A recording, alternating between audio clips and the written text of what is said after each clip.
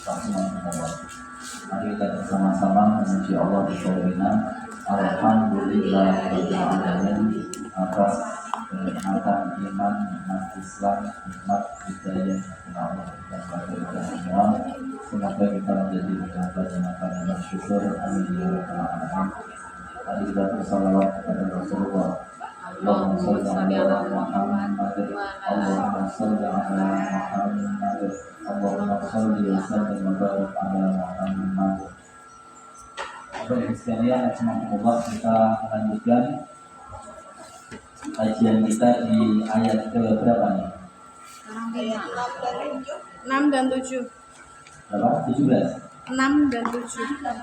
Oh, 6 dan 7? Apa nih? Oh, iya. Oh, masih 6 dan 7 sudah? Belum. Hari ini. Hari ini 6 dan 7? Iya. Oh, baru 5. Iya. Saya banyak ngasih tafsir, saya nggak percaya pandai dengan di sini sampai mana. Baik, mari kita awali haji kita dengan berdoa terlebih dahulu. Bismillahirrahmanirrahim. Subhanakallahumma rabbana la ilma lana illa ma 'allamtana innaka antal 'alimul hakim. Wa tub 'alaina innaka antat tawwabur rahim. Wa taqabbal minna innaka antas samiul 'alim. Wa 'allimna min ladunka 'ilman nafi'an ya dzal jalali wal ikram. Allahumma iftah lana hikmataka wa anshur 'alaina rahmataka ya dzal jalali wal ikram. Bismillahirrahmanirrahim. Setelah kita mengkaji terkait dengan orang-orang yang bertakwa, itu didirikan dengan punya iman dan amal soleh. Alladzina amanu wa alladzina yu'minuna bil ghaibi wa yuqimuna sholata wa mimma razaqnahum yunfiqun. Alladzina yu'minuna bima unzila ilaika wa ma unzila min qablika wa bil akhirati hum yuqinun. Ulaika 'ala hudan min rabbihim wa ulaika humul muflihun. Kalau kita rangkum, dipadatkan, itu termasuk disampaikan di ayat yang lain, istilahnya alladzina amanu wa amilus sholihat. Jadi ciri dari orang yang beriman, orang yang bertakwa, itu dia punya iman, terus kemudian imannya diekspresikan dalam bentuk amal. Sekarang kita lanjut.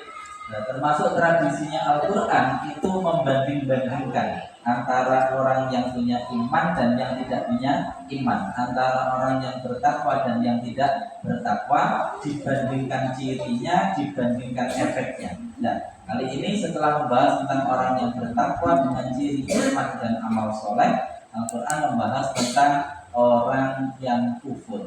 Oke.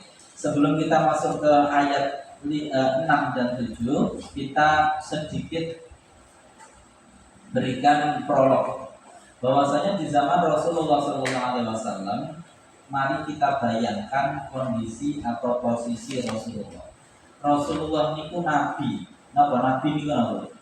Nabi itu adalah orang yang ditunjuk oleh Allah untuk menyampaikan pesan kepada umat manusia. Yang menunjuk sinten? Allah. Yang memilih sinten? Allah. Dan kemudian Nabi ini diberikan bukti-bukti oleh Allah bahwa dia benar-benar adalah Nabi. Sehingga Nabi itu ya sudah sampai di tingkat benar-benar saya memang adalah pihak yang dipilih oleh Allah. Jadi misalkan kalau orang sekarang sudah dapat SK, dapat apa? SK. Nah, terus kemudian sudah jadi nabi, dapat SK, kemudian datang kepada orang-orang menyampaikan, ini Allah mengutus saya menyampaikan kebenaran ini kepada kalian. Dan kita tahu dalam sejarah orang-orang yang mendapatkan berita, kabar dari Rasulullah tentang kebenaran, kemudian iman apa betul? Di dalam sejarah kita tahu orang-orang yang mendapatkan kabar, dapat pesan ini rata-rata iman atau malah menentang? Menentang. Jadi rata-rata bukan iman tapi malah menentang. Yang iman itu orang-orang yang sempat berpikir gitu. Dan orang-orang yang doa apa itu rata-rata yang iman itu malah dari golongan budak. Orang-orang terpelajar, orang-orang yang kaya, yang mapan, yang iman itu tidak banyak. Kebanyakan orang-orang yang berpengaruh, yang berpendidikan, yang ini itu malah tidak iman. Abu Jahal CS, Abu Lahab CS itu malah bukan iman. Yang iman kebanyakan malah justru dari para budak. Nah, gimana sekarang bayangkan membawa kabar kebenaran, ternyata kabar itu ditolak, kan gerentes, ya, apa gerentes? Ya Allah, gimana sih orang-orang ini? Mau saya kasih kabar tentang kebaikan kepada boten menerima. Contoh misalkan, jenengan dari kabupaten, dari sana, dapat kabar misalkan dari bupati atau dari siapa? Besok semua jamaah kodok, semua saja suruh hadir, misalkan di alun-alun, nanti mau kita kasih bingkisan. Misalkan ya. Jenengan tenanan, benar-benar dapat pesan itu.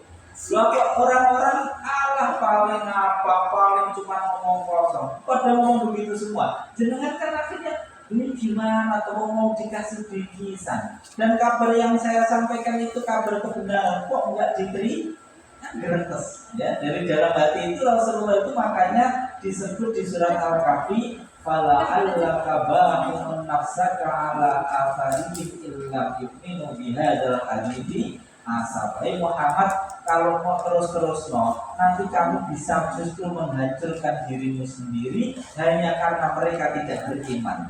Jadi saking nelongso, dalam tanda kutip Rasulullah nelongso, ini orang-orang ini gimana? Wong saya kasih tahu tentang kebenaran kepada tidak mau.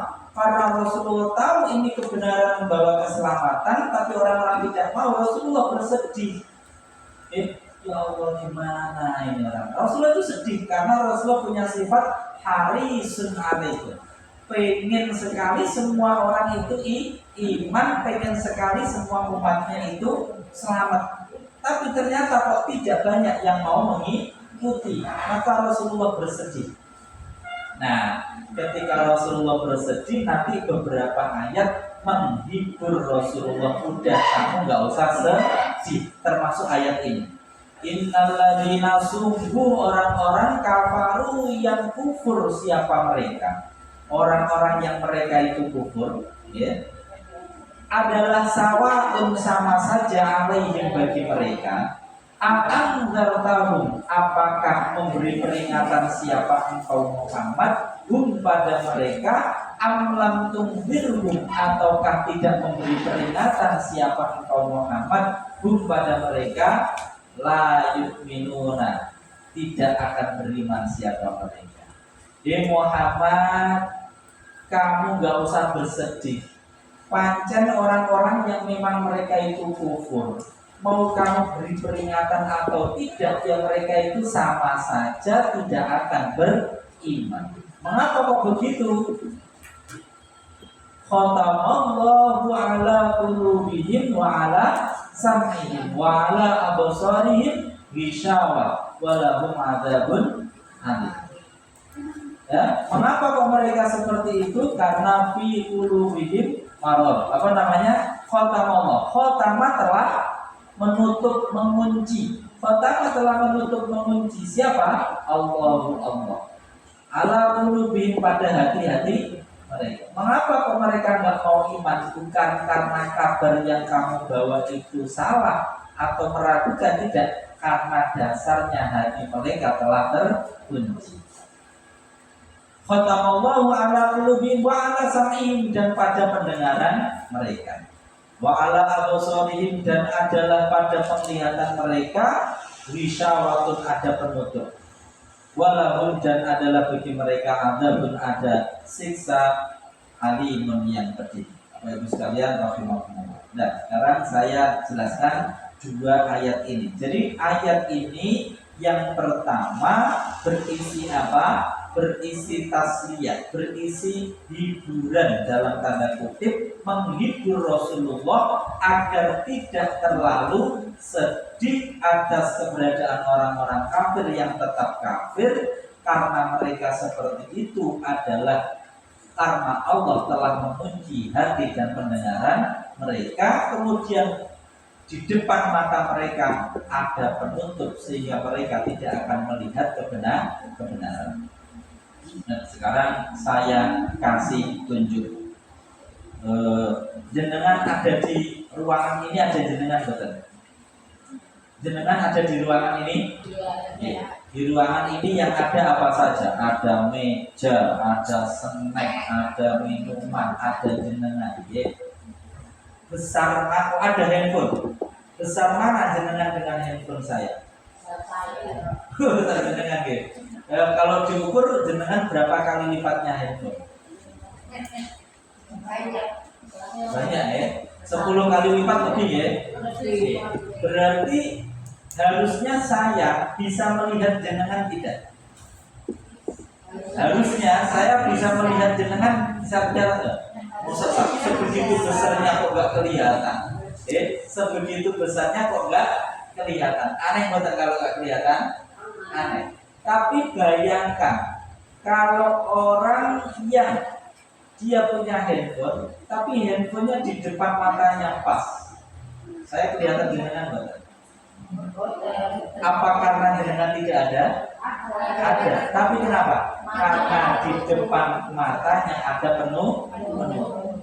Nah, orang yang tidak bisa melihat kebenaran Islam, yang tidak bisa melihat kebenaran pesan yang disampaikan Rasulullah, bukan karena pesannya kurang jelas, bukan karena pesannya kurang terang benderang, tapi karena mata mereka tertutup. Bukan mata yang ini, tapi mata batin.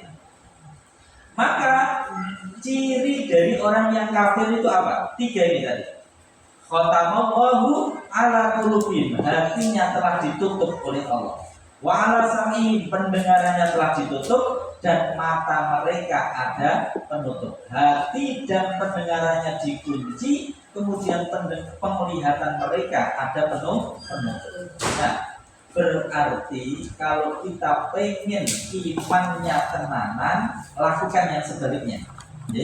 Kan lawannya dari kufur itu iman. Orang yang kufur karena hatinya terkunci, pendengarannya terkunci, matanya tertutup. Kalau kita pengen iman, lakukan yang sebaliknya. Apa itu? Buka mata, buka hati, buka pendengaran. Ya. Lakukan itu, maka otomatis kita akan beriman. Sehingga cek ayat-ayat Al-Quran, Allah pasti ngajak kita untuk berpikir. Ya, untuk apa ini? Membuka kunci yang ada pada hati kita. Sehingga disebut afala yatadabbaruna Qur'an am ala qulubin aqfaluha. Mereka kenapa sih kok enggak mau mentadabburi Al-Qur'an? Apakah hati mereka telah terkunci, telah tergembok? Orang yang tidak bisa mentadabburi Al-Qur'an kemungkinannya cuma 2. Apakah karena hatinya sudah terkunci, ataukah dia memang tidak mau memedulikan Al-Quran? Karena begitu Al-Quran dibaca, pasti kita terbelalak. Entah terbelalaknya karena nggak paham. Jadi kalau Al-Quran kita baca, pasti kita terbelalak. Saya kasih contoh. Al-Quran itu logikanya sederhana, dan pasti kita kemudian kalau menggunakan logika itu, iman kita pasti semakin kuat. Itu bawaan Al-Quran. Asal kita membuka kunci hati kita, asal hati ini kita terbuka, pendengaran kita buka, pendengaran batin, mata batin kita buka, baca Al-Quran dengan benar-benar, ya, dengan membuka semua mata batin kita, pasti kita akan mendapatkan penerangan.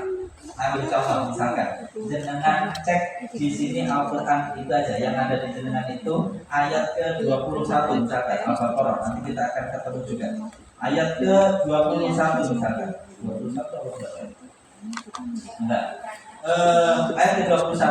Berarti kan ini Al-Quran itu sederhana sekali, enggak ribet kayak kalau kiai itu masih ribet. Kalau Al-Quran itu sederhana.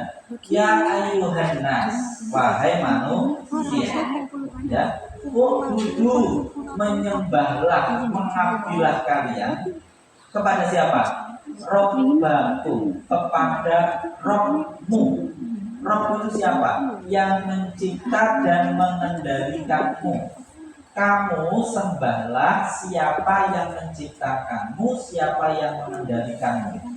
Kalau dia bukan penciptamu, bukan yang mengendalikan hidupmu, dia tidak layak untuk disembah, tidak layak untuk kamu tunduk kepadanya. Contoh misalkan, ada manusia, hebat dia misalkan. Ada orang sakit disembuhkan jadi sembuh. Ada orang stroke langsung jadi bisa berjalan. Misalkan ada manusia sesakti itu, kamu tetap tidak layak menyembah dia. Mengapa? Karena dia bukan yang menciptakanmu.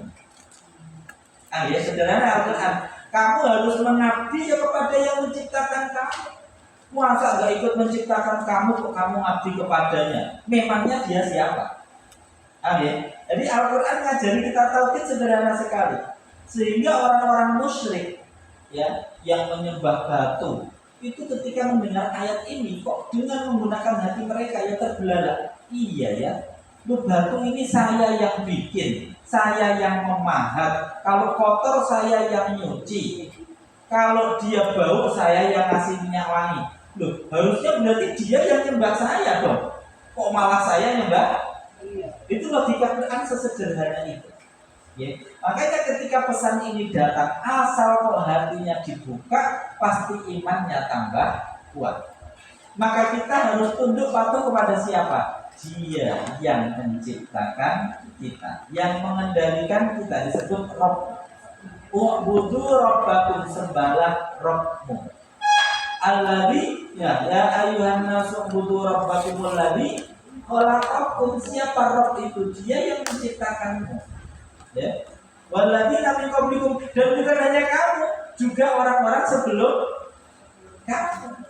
Sehingga ketika waktu itu Fir'aun itu kemudian menyatakan diri jadi Tuhan, disekak oleh Nabi Musa. Tuhanku adalah yang menciptakanmu dan juga bapak-bapakmu. Karena kalau Fir'aun ngaku Tuhan, pertanyaannya adalah orang sebelum Fir'aun Tuhannya siapa? Ya kan? Nah, ya jelas nanti. Oleh karena itu Al-Quran itu sesederhana itu untuk kita ikuti itu mudah. Mengapa kok kita harus tunduk kepada Allah? Karena Allah yang menciptakan kita. Allah yang membuat untuk kita tangan, Allah yang membuat untuk kita punya kaki, Allah yang membuat untuk kita punya mata. Berarti layak kita untuk tunduk patuh menyembah kepada Allah. Nah, itu sesederhana itu. Makanya kemudian orang kalau paham ini, begitu dia benar-benar paham, memasukkan ke dalam hatinya, begitu ada panggilan Allahu Akbar, berangkat kemana? Berat apa enggak? Kalau masih berat, imannya belum kuat. Kalau dia, siapa ini yang manggil kamu? Yang manggil kamu, yang membuat kamu sekarang hidup. Berani benar-benar. Maka misalkan, maka sebenarnya kita contohkan, dengan saya kasih setiap hari uang 1 juta. Setiap hari saya kasih uang 1 juta. Tengah malam saya telepon Bu, datang ke rumah saya sekarang. Berani betul datang? Pasti berusaha untuk. Nah, kalau kita tahu Allah yang menciptakan kita, yang menciptakan nikmat-nikmat yang setiap detik kita nikmati, kalau Allah panggil berani betul datang? Tapi ternyata kita cukup berani untuk tidak datang. Ini berarti imannya perlu dinaikkan. Jadi untuk menaikkan nikmat, lakukan yang sebaliknya kekufuran tadi.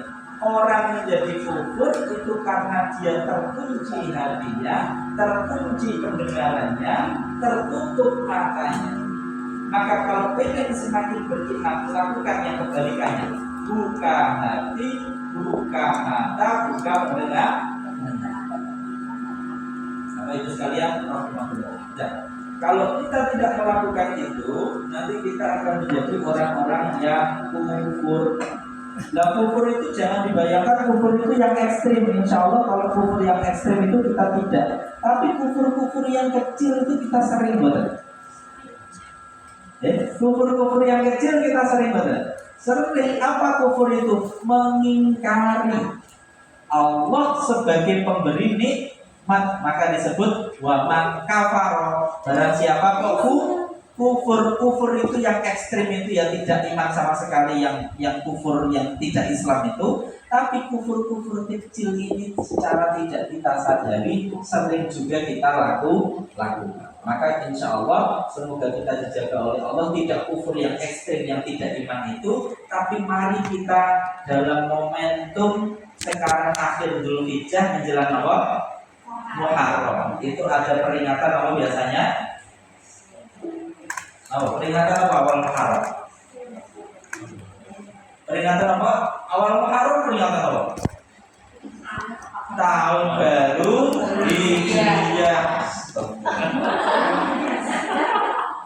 Ya, tahun baru Hijriah itu mengenang peristiwa Hijrah. Sebenarnya peristiwa Hijrah itu di bulan Rabiul Awal, tapi peringatannya di 1 Muharram.